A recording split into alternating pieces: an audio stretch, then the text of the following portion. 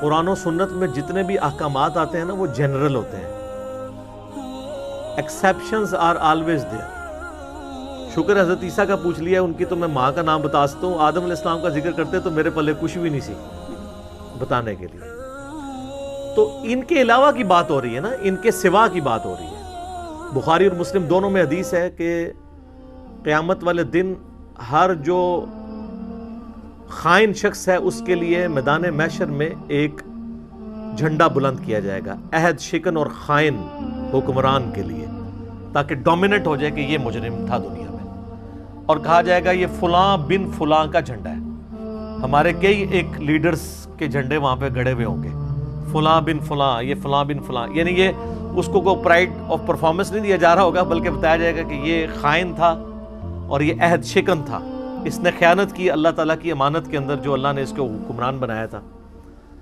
تو اس حدیث کے اوپر امام بخاری نے نا ایک باب باندھا ہے کہ قیامت والے دن لوگوں کو ان کے باپ کے نام کے ساتھ بلایا جائے گا. عربی میں جب فلاں بن فلاں کہا جاتا ہے نا تو اس کا مطلب باپ کی طرف منسوب کرنا ہوتا ہے، ماں کی طرف نہیں. یہ ایک جنرل بات ہے. تو امام بخاری نے اس کنسیپٹ کا رد کیا جو یہ کہتے ہیں کہ جی وہ اللہ تعالیٰ قیامت والے دن پردہ رکھے گا اور ماں کے نام کے ساتھ بلائے گا. یار یہ آپ لوگوں کو اتنی ٹینشن کیوں پڑی ہوئی ہے؟ اللہ نے تو دنیا میں ہی پردہ رکھا ہوا ہے.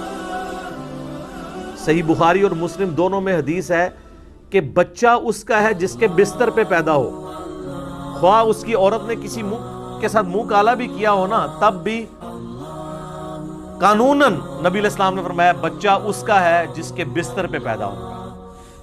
تو دنیا میں اللہ نے پردہ رکھ دیا کہ اس کا نام ہوگا اس کا بیٹا جس کے بستر پہ پیدا ہوا.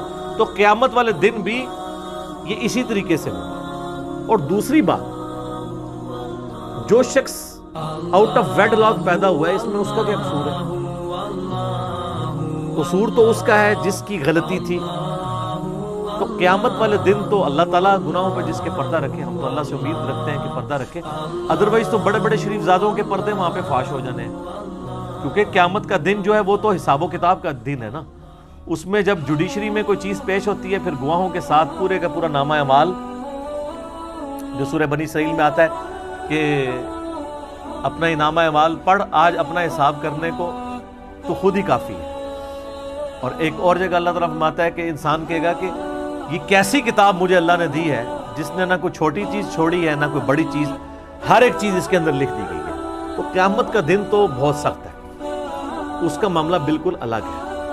رہا عیسیٰ علیہ السلام تو یقیناً ان کو ان کی ماں کے نام کے ساتھ پکارا جائے گا. وہ روح اللہ ہیں، کلمت اللہ ہیں، ان کا باپ نہیں ہے. وہ اللہ تعالیٰ کی طرف سے معجزانہ طور پہ پیدا ہوئے. تو وہ تو قرآن میں بار بار اس چیز کا ذکر ہے، اور ان کی وجہ سے تو قرآن میں سیدہ مریم کا نام آ گیا، ورنہ قرآن کے مزاج میں کبھی عورت کا نام نہیں آتا. کیوں؟ حیا اور پردے کی وجہ سے. ہمیشہ کیا ہے؟ امرۃ لوط، امرۃ نوح، نوح کی عورت، لوط کی عورت، ٹھیک ہے جی، فرعون کی عورت. تخت بلقیس والا واقعہ آیا، وہ بلقیس تو ہم روایتوں سے لیتے ہیں، وہاں پہ اس کا نام نہیں ہے. حضرت یوسف علیہ السلام کا جو معاملہ ہوا، زلیخا کا نام ہم روایتوں سے لیتے ہیں، قرآن میں وہ بھی نہیں ہے. عزیز مصر کی عورت.